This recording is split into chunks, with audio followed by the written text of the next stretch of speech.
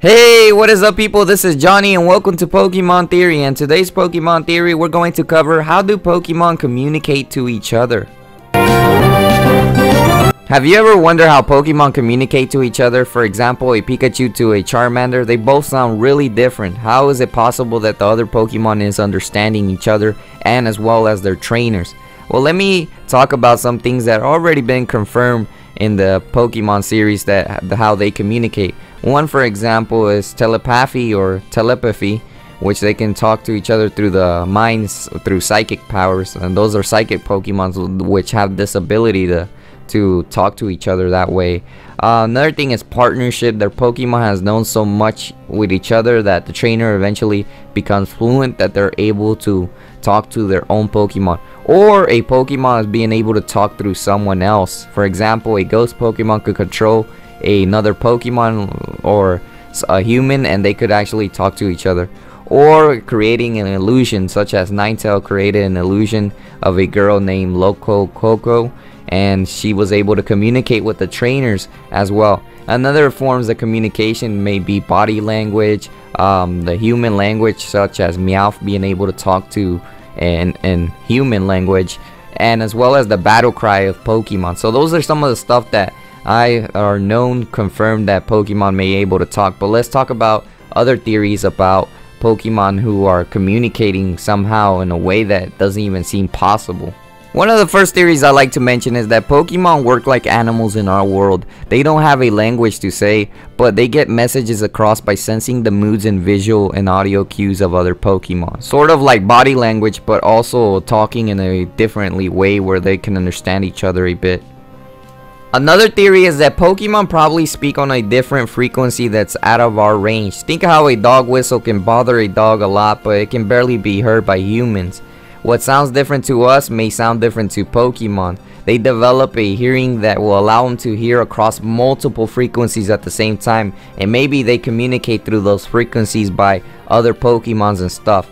Now I'm going to talk about Meowth, how he learned to isolate his voice to the human frequency so he could learn the human way of talking, but he can also communicate with Pokemon because he has learned the previous frequency. So he solely focused on the human frequency to learn how to speak and talk like a human.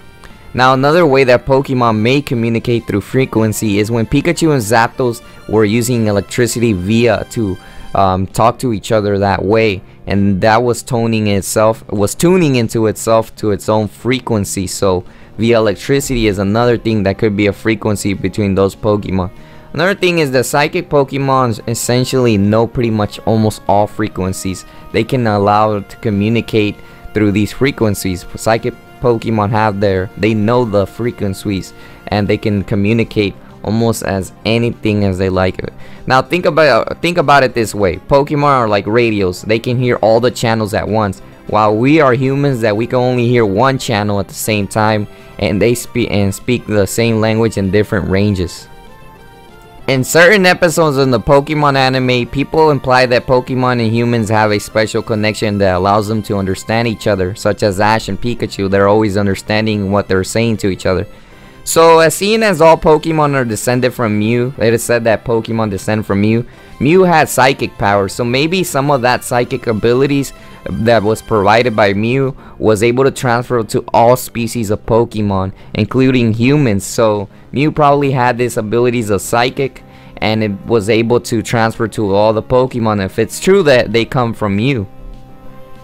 For the final theory is that Pokemon probably have a Rhythmic language, sort of like caveman. For example, Pikachu would say Pikachu and it would move his hand with its body language, and then Cubo will interpret what Pikachu is saying in a rhythm way, and this will allow them to understand what language they're speaking on and interpret different words of what Pikachu is trying to say. By saying Pikachu, Cubone will understand what Pikachu is saying because it will interpret it. Even though the speed, for example, how the speed is going, how Pikachu is saying it, the repetition of the word, how Pikachu is saying their own name in repetition, and then the Pokemon will be able to convey different words, and the body language will definitely play a part as well.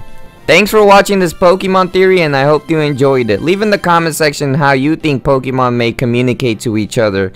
Also, if you haven't checked out some of my previous videos, make sure to click on those two boxes in the middle in order to go ahead and watch them.